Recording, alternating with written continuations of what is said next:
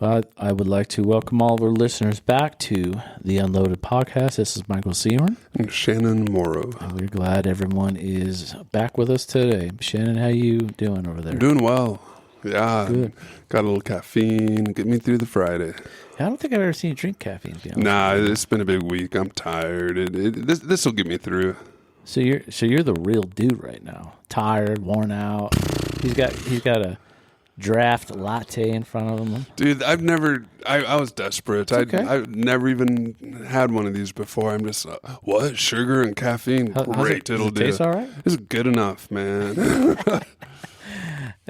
Just for all you listeners, man, I've only seen this dude drink water and tea. And I'm not talking like tea. It's hot tea, which I love. I'm a hot tea fan too. But I'm generally the guy over here with a extra large In-N-Out cup full to the brim with unsweet tea. I don't like sugar tea, but I love unsweet tea, man. So I'm not casting shade about caffeine. So Yeah, it's a little out of character, and yeah, I'll take it. no, we're good. I'm glad you're here, and it's definitely been a long week, man. It's I've had a couple challenges along the way this week. Just some personal things I'm working in. I can't share those quite yet, but just kind of reminded me of not going backwards in the past, because that's a dangerous place to go. Well, at least for me it is. What makes it so dangerous? Well, I mean, I've shared, I've been a pretty open book to the listeners since we've created this Unloaded Podcast. And, my past was riddled with just raw anger, man. You know that. The one thing that I was so comfortable with and living in and just like using it, I think I've said it before, using it like a weapon. You know what I mean? It was just so easy to use. And I had a little issue this week. I'm still working through that right now, but it just, for like a nanosecond, I don't know how quick a nanosecond is, but it's pretty fast, right? Just for a nanosecond of time, I felt just a real familiar tinge in the gut, in that deep, dark place. You know what I mean? There's your old buddy. Hurrah. Yeah, and it was very quick too. It hit quick, and then it went away. I will chalk that up to maybe the last decade of just trying to be a better human being, and it made me really think about, which we talk a lot about, is just don't make things bigger than what they are at the time. And I know it's very... Good luck. I know. It's very difficult. It is very difficult to do, but I really do try to pull myself back when I feel a raw emotion that seems to be getting out of hand, per se. If it's getting super intense or I feel like it's getting really strong, I have to take a step for a second. I do some deep breathing real quick, kind of center myself out, and then I always ask this one question. It doesn't matter what the emotion is or what I'm feeling is. I immediately ask myself, and I say this in my head, I go, why are you feeling this right now? Ooh, that's a big question. It is a huge question, but it has done me very well over the years because it does bring me back to right now. Right? It brings me back. For me, it does. Okay. And the reason it does is because I think because of some of the practice I've done, maybe, when I ask myself, like, why are you feeling that right now? Well, now I have to be present. No, the question why, we then start thinking about answers to the question why. Like, why am I feeling this right now? And what happens? Have I not eaten in a while? Am I just hangry? Have I been putting up with too much? If you're trying to answer that question, it puts us into a very cognitive state, and which actually can pull us out of the present. See, I look at it oppo. I look at it oppo. I look at it as, because I was going back into the past of wanting to get angry and be angry, which I'm very good at, and I could do at the flip of a button. By asking myself the question, it pulls me out of the past and brings me to the present moment of, hey, why are you feeling that way? Well, I'm feeling this way because X, Y, Z. The person said A, this person did B, the guy cut me off, what's the big deal? You see what I'm saying? So when I look at that and ask that question, to me, it brings my focus back to right now, because I want to know oh, why am I feeling like this? Nice. We have a similar process, and the difference is essentially one or two letters. I'm a little more basic in it. Like when I start deregulating, when I was getting hit by a big emotion that's what am I feeling right now? What? Instead of the why, for me, the why puts me into too much of a cognitive space trying to figure it out. It pulls me out of the present. What am I feeling? And then I have to observe myself in that present moment. What am I feeling? Yeah, of course I'm feeling really pissed off right now. And actually, I can see actually this anger that underneath that is actually some fear. I'm worried about this thing happening, and so I got really angry that it went the other direction. This thing could happen, and this is a fuel. This is anger fueled by fear, and if I can identify the realness of that in this moment, just look at my emotion, acknowledge my emotion, have acceptance for it. Of course I'm getting pissed right now. Of course I'm feeling angry. Of course I'm nervous and scared that this thing might happen. And that's okay. That's okay. Okay. Just simply identifying the emotion, acknowledging it, normalizing, having acceptance for, and then you can manage it for me, that's the very present-centered focus of dealing with emotion. Interesting, because like Shannon said, he's looking at the what and I'm looking at the why. Yeah. And if you look at our two paths from the past, literally the past, it's interesting because even after this long of being in the self-help world of just being a better human being, I still have a hard time figuring out what I'm feeling.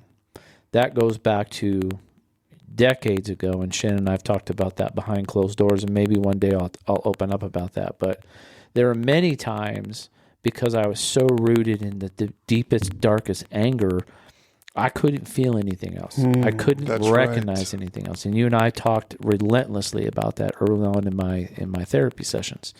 I couldn't feel happy. I didn't feel joy or love. I didn't feel nothing. I felt raw ass anger. That's it. Pure. Mm-hmm. So I think even in today's time, when I say it pulls me back to the present, it's because I might not still know what I'm actually feeling. Like, what is that feeling I felt? Was it anger? Is it frustration? Is it the same? Is it fear? I don't know. So when I look at it, it's interesting that if I can pinpoint,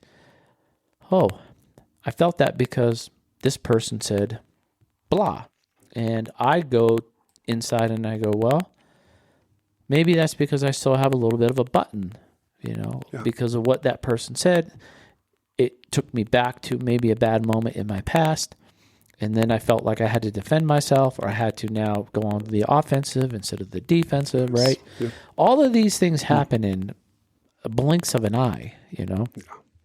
So when this thing that I'm dealing with happened this past week, I felt the tinge of anger come. I let it go, brought myself back to the present time, and just like, why am I angry right now? Oh, I'm angry because I'm now projecting what I think is going to happen in the future. And we talked about that in the last episode, is if you go in the future, sometimes that's going to create a lot of suffering, because now I am literally trying to tell myself it could happen. Well, bro, you don't know, because it's in the future. Well, what if this? What if that? What if? Exactly right. So I had to bring myself back again and go, hey, look at the situation for what it is, not what it could be. There, right now. What is the situation you're dealing with right now? I looked at the situation. I said, okay, I'm looking at it. I understand it. I can't change it. It has happened. Now I'm going to move on to something else, because I've already registered it. I sat with it. I kind of said, okay, now I can kind of put the dots together, right? But I can't change anything right now. I can't fix this right now. I can't make it better right now. So I'm going to let it go, let it be. And then when I have to address this, when it comes up, whenever it comes up, tomorrow or Saturday or Sunday or whatever day it might be, then in that moment of time, I will deal with it accordingly. And I know that's very difficult to do in this modern human world that we're talking about. You've been practicing this a while now, though. Yeah, it takes practice. It takes a lot of practice, and I work at it every day. Yeah. Every single day I work at it. But it has greatly increased my ability when I stopped rooting everything in the anger. It allowed my body and my subconscious and my mental, spiritual portions of my being to open up to other actual feelings. So I could feel joy. I can feel happy. I can feel peace. I can feel these things that I didn't or couldn't feel because I was so rooted in that anger, man. Wow. How relieving to finally be able to experience a much greater breadth of emotion. Yeah, it saddens me sometimes because if I sit in the past and I just sit there and think about it, it makes me very sad because then I'm just kind of wallowing around in, I shoulda, coulda, woulda, right? So then you got to pull your ass out of that and say, hey, the past is the past. What's done is done. It's done. Now I just use it as my teacher because that's what we should be doing, right? Nice.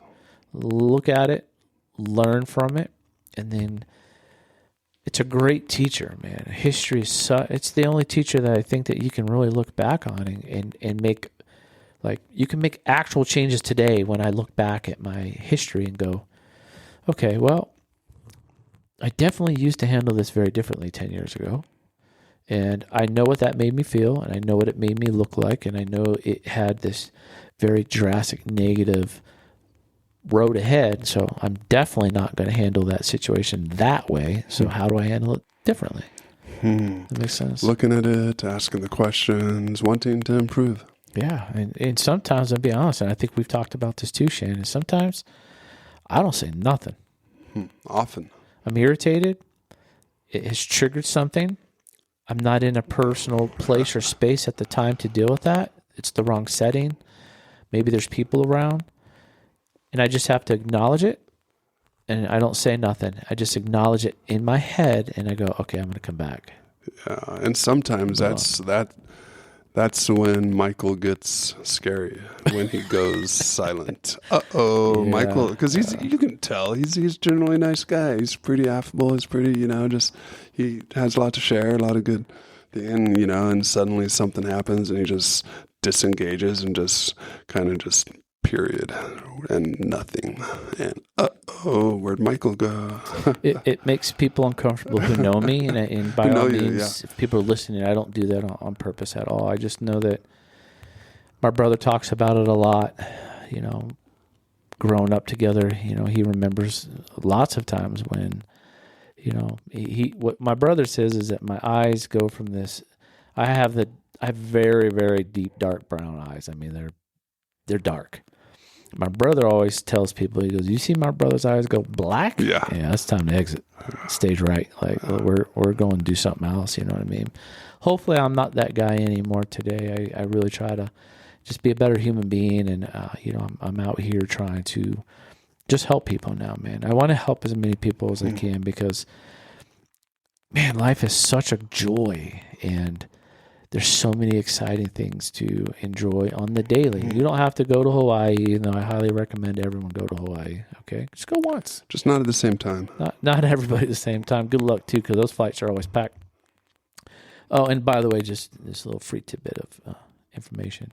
If you go out to Hawaii, spend a little extra, man. Book that first class or the business class. It's worth it. If you can go Hawaiian Airlines, I highly, highly, highly recommend them. I love them. It's just a great thing when you're going over to Hawaii. So just a little free tidbit out there.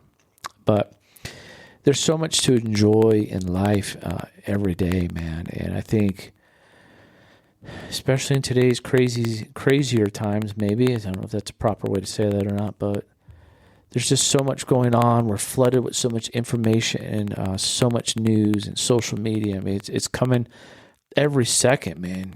We're just being bombarded with information overload. And I am a huge practitioner. I as funny as this is going to sound, is I'm not a huge social guy. I do it because of my company that I built, and I do it for our podcast Unloaded. But I try not to get into the scrolling doom. What do they call it? Doom scrolling or something like that. I don't know. Scrolling doom. Something like that. Yeah. Next thing you know, 2 hours is gone. Oh, yeah. You're like, what the fuck? 2 hours? I'll get you, man. You got to watch out. 2 hours? What did I do? Nothing. I was watching, AI videos on like crazy dogs or something. I don't know. Pick your choice, dude. Pick your choice, man. But so I try to limit myself on that. So just enjoy it, man. Just go outside. I know people sometimes, and I have a bad way of doing this too, is I still have a little bit of what's my wife call it? She's like, you always wanting to do stuff.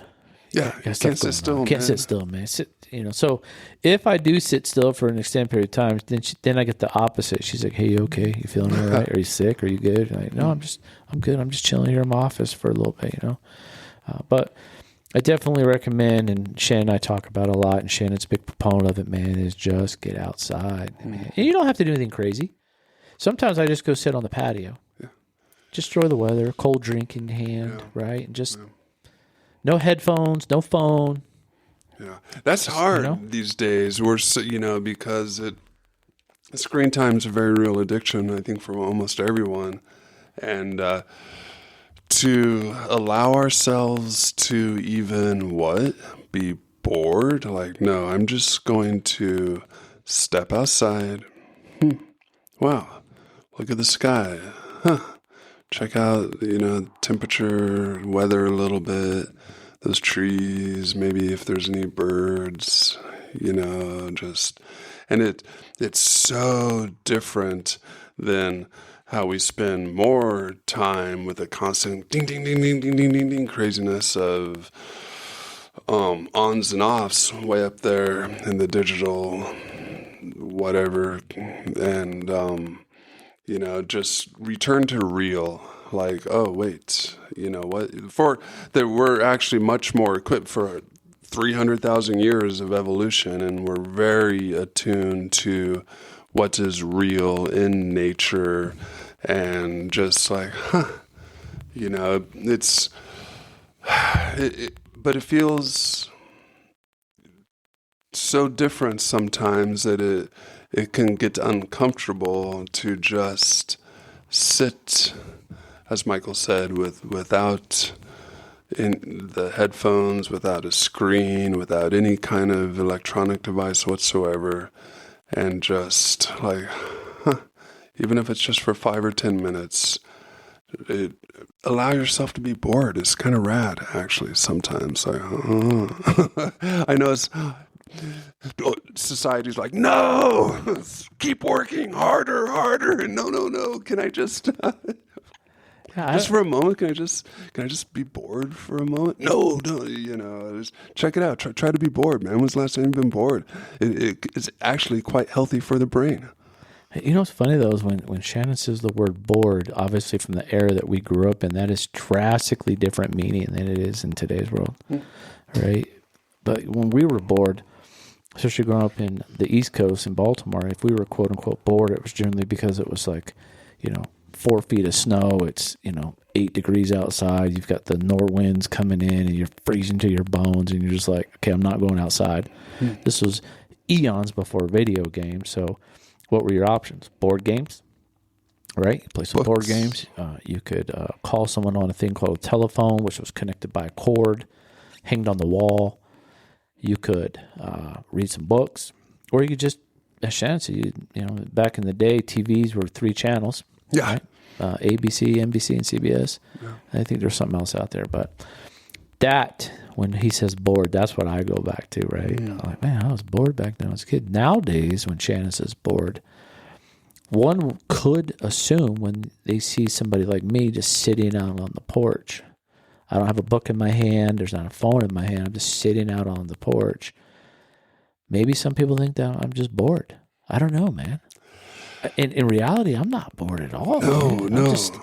I'm just in that beautiful space of, like Shannon said, maybe like it's warm, but it's not hot.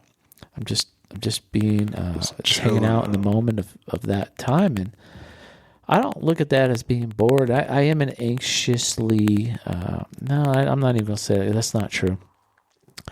I am a worker at heart, man. I'm a deep worker at heart. You know this from my past. My wife drives her crazy. She knows it. All of my family knows it. And sometimes I think I have to control it because it does. It can consume my time. But I'll give you examples. Like when it gets really hot in the 90s, I had a very severe heat stroke episode in the military. So to the point where I was needing an IV, but we didn't have any. So I drank piss hot, warm, salt water. You know what I'm talking about. So after that, if you didn't know that, then you're like twice as susceptible for a heat stroke down the road. Like, I guess it's a thing. It doesn't go away. So I have to be cautious when I'm in the, probably like above like 85 into the 90s for sure. Like, cause I'll get out there and start working, doing whatever outside, and I'll just keep going to the point where you are borderline dehydrated. You know what I mean? So I have to be kind of cautious on that. So during the hottest part of the day, sometimes you'll find me doing things inside, whether it's a project, I'm working in my office, I'm working on the, social stuff for the businesses or whatever. But then in the evening time, I'm like, boom, right back outside. I'm like, okay, temps down, it feels good.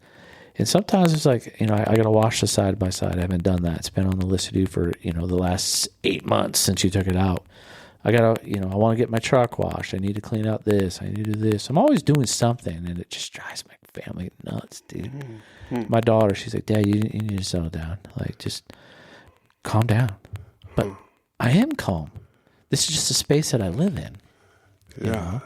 Yeah. That is your kind of calmness or happy place, is when you're moving through task, being productive, just staying engaged. And I guess that was to my point, maybe not being bored as much. For all of us worker bees out there that almost have to continually be engaged with something just to keep our focus or keep moving forward, feeling like we're being productive enough or whatever. But because it's hard to do nothing sometimes. It's hard to sit down with the intent to just chill and not start getting antsy. Not suddenly that thought pops in your head and, oh, wait, I've done it so many times. I think I just did it yesterday. You get all settled, just even for a meal or something. You get a pretty good meal all cooked up and everything, and you just start, okay, let's just sit down and eat and relax and enjoy the meal. And then before I know, I'll, pop up and, oh, wait, I forgot to get this, it'll be better with that. And, oh, wait, let me put this back in the fridge real quick. And, oh, we might as well just rinse that real quick. And bye-bye. And it's just, it's hard to step off for a minute of that continual work, to just, hey, can I allow myself to relax, to not be doing anything? No, that gets really uncomfortable. I start getting antsy. There's got to be something I got to be doing. I need to, you start looking around and start thinking, and before you know it, you're up again and you're doing something. And I got buddies that they can't even sit. Well, I'm the same way. Can't even sit through a TV show, right? You try to it could even be something, I don't know. And you just you sit there but it's a screen, and you're like, man, I'd rather go do my own thing. Yeah, it's something that we, my wife and I always joke because, my kids will burn through a season of something in, a weekend. And my wife and we've heard we got 5 different things we've tried to watch over the years, and we've never finished any of them. Yeah. You know what I mean? And I try to make some time once in a while if my wife wants to watch a show or something. I do try to put a little more effort into that. But like Shannon's saying is, I being productive is my comfortability. And I know that's it sounds a little oxymoron in a way, but if I'm in my personal office at the house and I'm doing stuff for my business, or I'm working on a website, or I'm doing research or things like that, to me, that's resting. Mm-hmm. That's my rest. Yeah. right? My physical stuff is getting the machine washed, getting the yard done, getting the garden cleaned up, taking care of the chickens and doing those things. That's my physical stuff. But even in that, I enjoy that stuff, man. It's not like I'm just dragging my feet out the door, just screaming and hollering about, I got to go do this. No, man, I like doing that stuff, man. Mm-hmm. To me, bro, that is peace. Yeah, yeah. No, it's harder at the end of the day when it's starting to get dark and everyone's like, hey, hang it up, man. It's dinner time. Come in. And you're just like, oh. Yeah, but I got one more hour of life. I could squeeze this out, man. Huh. And I think that a lot of this, what Shannon and I are talking about right now, a lot of that helps what we were just talking about earlier.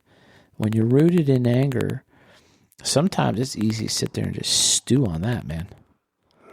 You just, it's there. It's you can feed it. You're just like, fuck that guy and this and that. Maybe, damn. And you just, next thing you know, you've been sitting there for an hour or two just stewing. Yeah. So it's just so negative and it's so draining on your mental, spiritual, and physical body, man. It drains you so much comparatively to just recognizing it. Okay, I'm angry. Roger that. So let me sit with it for a minute. If I can't sit with it in a minute, okay, maybe I'll put that in the safe for the backpack for the day. Maybe I'll come back to it later on. Yeah. Maybe. Just don't do it too much because eventually the backpack's full, safe's full, just like Shannon and I've talked about. Next thing you know, it's leaking out and you're going through these ups and downs. So if you do put things on the shelf, I still put things on my shelf, just like I told you guys this week. I have something on the shelf right now that I'll have to deal with when it comes. And when it comes, I'll take it off the shelf or I'll take it out of the backpack. I'll deal with it. And when the resolution comes, maybe it doesn't. Maybe I don't get a resolution. Then at that point, I just have to let it be. It's over. I'm done. We're going to move on. And I always try my hardest, and I'm still working really hard on this. I try to find a good lesson out of it. It's the only thing that keeps me really positive sometimes when we're going through these difficult moments of life, if you will, where you're just getting checked or you're just like, man, this sucks right now. I really do try to focus more now on, man, what was it? Like, can I get a little lesson out of that? And this generally takes a long time down the road. It's not instant. It's not tomorrow. It's not a minute later. So maybe it could be. I don't know. For me, it generally takes a few days, a couple weeks, and then eventually, at least, maybe during my meditative time, it'll come up in my meditation time, or it'll maybe in my commuting time when I'm coming home or something. It'll just come back and be like, a lesson was, this. Oh, okay. Makes sense now. And then once I get that check, if you will, that's it, man. Yeah. The case closed. Yeah. I don't need to put it in the backpack no more. I don't need to put it in my safe. We're done. It's clean. Truly, yep. And just move on. That way I can keep that backpack and safe more empty. Yeah. Because as life has it, we're going to need space. Things will keep coming at you. Right? Yep. So the more I can work through those things and the more things that I can just check off 100%, I don't have to keep throwing them in the damn backpack, man. Working through things, even if you just got to leave it on the shelf for a while, but please return to it, please. Like, oh yeah, that's right. And then just with a little space, a little time, and a little bit more perspective, and then to give yourself the opportunity to, process it through mostly and to ultimately release. Yeah, and don't be frustrated out there because, there are things that I still, have in my backpack that are probably 30 years old. Oh, yeah. Right? 40 years old. I don't know what the number is, right? Most of us from our childhood, those very formative years, very impactful, that are still really in there, that way more than we think, affecting even present-day behaviors way more than we are aware. It's been a good podcast, Shannon. Thanks, man. I like how you label our podcast as good. It's been good, man. It's been a good chat today. I appreciate you and your time, and I appreciate all of our listeners out there. Just like always, just a quick reminder, 988's out there. Give them a call if you need some help or you just need to talk. And I wish the very best to everybody. We got Memorial Day weekend is coming up soon. So whatever y'all do out there, enjoy some outside time and just enjoy that little extra day off. And if this podcast happens to land after Memorial Day weekend, we hope you had a good Memorial Day weekend. Yeah, because this would be 1, 2. Yeah, I guess this one would be after. So hopefully you all had past tense. Or next year. Yeah, that too. Some of our recordings, I always forget we record the week before. So by the time you guys hear it, 3. Sometimes we got to front load them. It's all good, man. Anyway, hopefully everybody will have a good time out there and enjoy some time outside. As for Mike Seahorn, Shannon Morrow, we'll catch you guys on the next episode.